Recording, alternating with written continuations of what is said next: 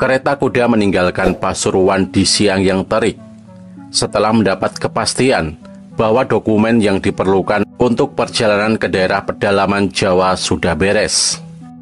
Menurut pengalamanku sejauh ini, orang Inggris yang berada di Pulau Jawa perlu menguasai bahasa Prancis, karena terbukti sangat bermanfaat.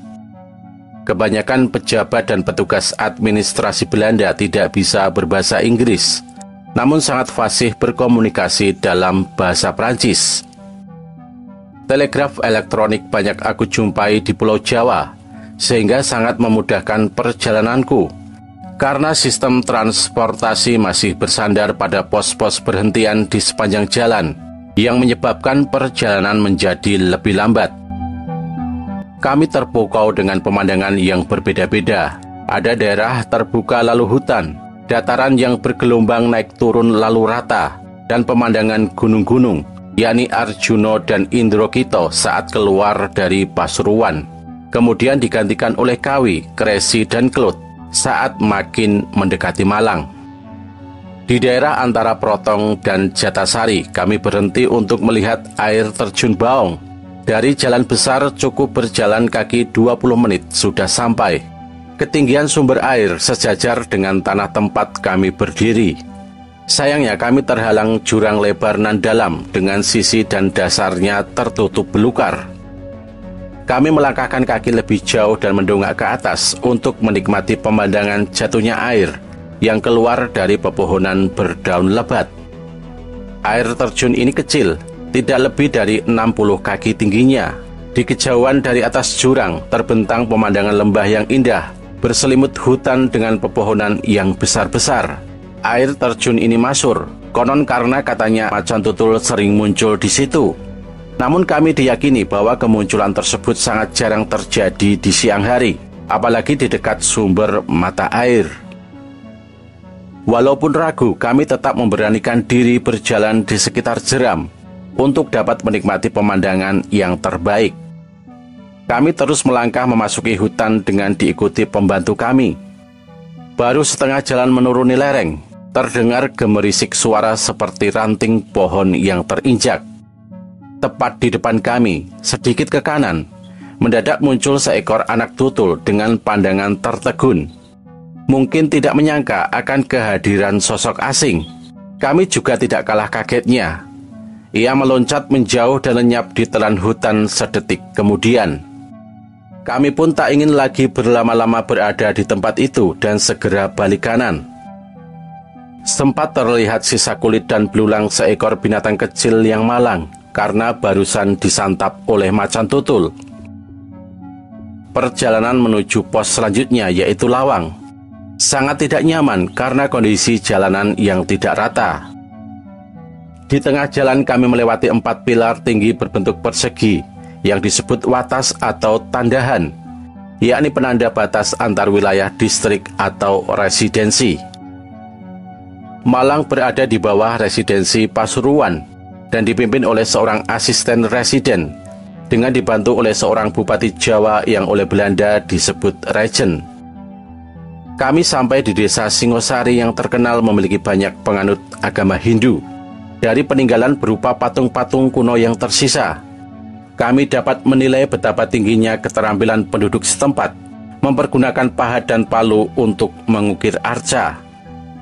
Walaupun tidak banyak, rumah-rumah di desa ini kebanyakan dimiliki oleh petani-petani kaya, sehingga mampu membangunnya dengan dinding bata merah yang diplester. Kami menyuruh kusir mengarahkan kereta sedekat mungkin dengan reruntuhan agar dapat melihat-lihat dengan jelas. Setelah 5 menit kereta berjalan, kita sudah sampai di lokasi dan tinggal jalan kaki sebentar saja. Situs ini mirip amfiteater alam dan dari posisinya yang terlindung jelas merupakan tempat pemujaan. Objek pertama yang kita temui adalah 2 altar batu transit yang terpotong, yang tersusun dari batu yang diplester dengan lesung. Terdapat sebuah arca berukuran besar, terbuat dari batu granit hitam utuh, setinggi 12 kaki dengan lebar 6 hingga 8 kaki, yang masih dalam kondisi sangat bagus pada salah satu altar. Dengan mata bundarnya yang mencolok, hidungnya yang menonjol, lengkung pada lubang hidung, mulut yang lebar dan tebal, kedua bibir sensual, 2 taring atas dan 2 taring bawah. Semuanya yang tampak pada patung ini sangat mengagumkan. Pada kepalanya melingkar sebuah tiara bertatahkan kepala kematian yang terpahat sangat indah.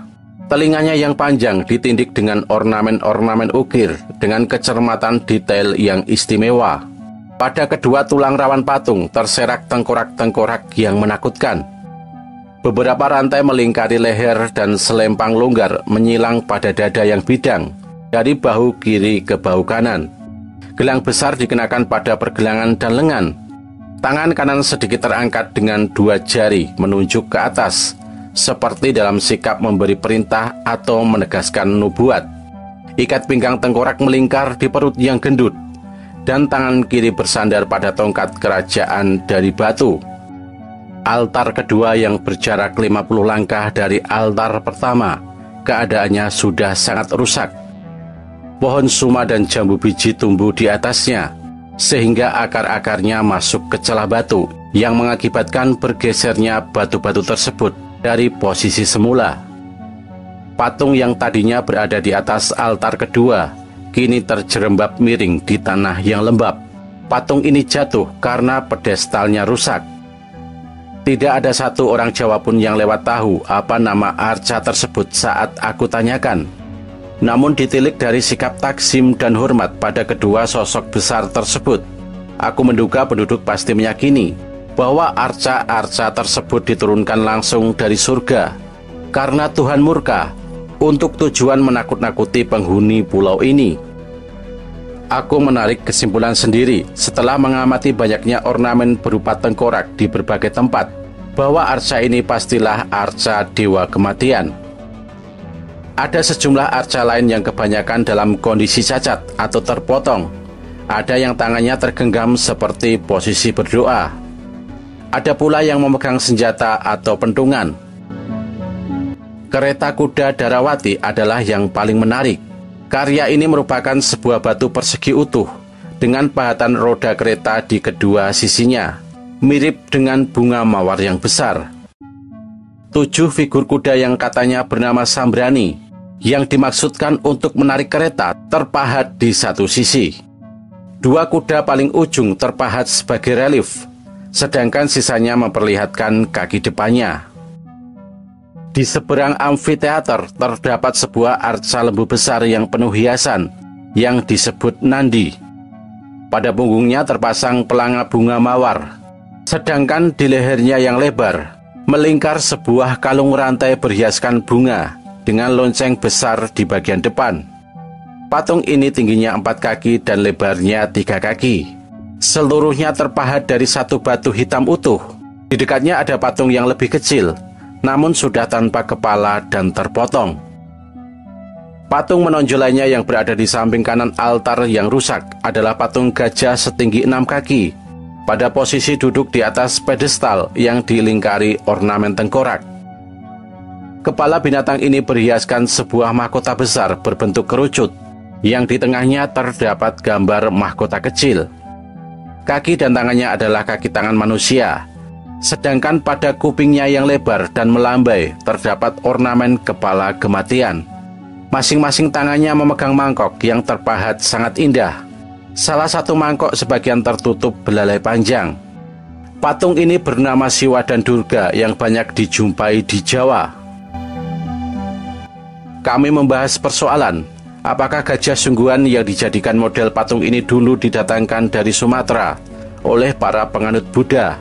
Ataukah katanya dulu menurut orang-orang setempat Jawa dan Sumatera merupakan satu pulau yang belum terpisah laut, sehingga gajah berkeliaran sampai tempat ini? Kita tidak tahu. Yang jelas faktanya hari ini dan juga sejak Portugis datang ke pulau ini untuk pertama kali pada tahun 1522, gajah diketahui bukanlah satwa asli Jawa. Tidak jauh dari lingkaran di mana sang gajah berada, terdapat sebuah reruntuhan candi yang terjebak di antara pohon-pohon bambu dan pohon suma, yang bunganya berwarna putih di pinggir dan kuning di tengahnya. Bunga ini mengeluarkan bau harum dan selalu ada di kuil-kuil dan pemakaman. Fakta bahwa pohon bunga sumat tumbuh sangat lebat di sini makin menguatkan dugaanku bahwa tempat ini merupakan tempat pemujaan untuk dewa kematian. Candi ini dibangun berbentuk menara yang terdiri di atas lantai dasar persegi yang besar. Lantai dasar ini tingginya 2 atau 3 kaki dari tanah dan dilengkapi dengan anak tangga. Candi ini mirip dengan bangunan 3 lantai, hanya sayangnya bagian yang paling atas sudah remuk. Bagian terbawah masih dalam kondisi sempurna, dan dari sini saja kami bisa mengira-ngira alangkah indahnya candi ini dahulu. Sang Waktu menjalankan tugasnya dengan baik, sehingga hanya tinggal sedikit kesempurnaan mahakarya agung ini yang tersisa saat ini.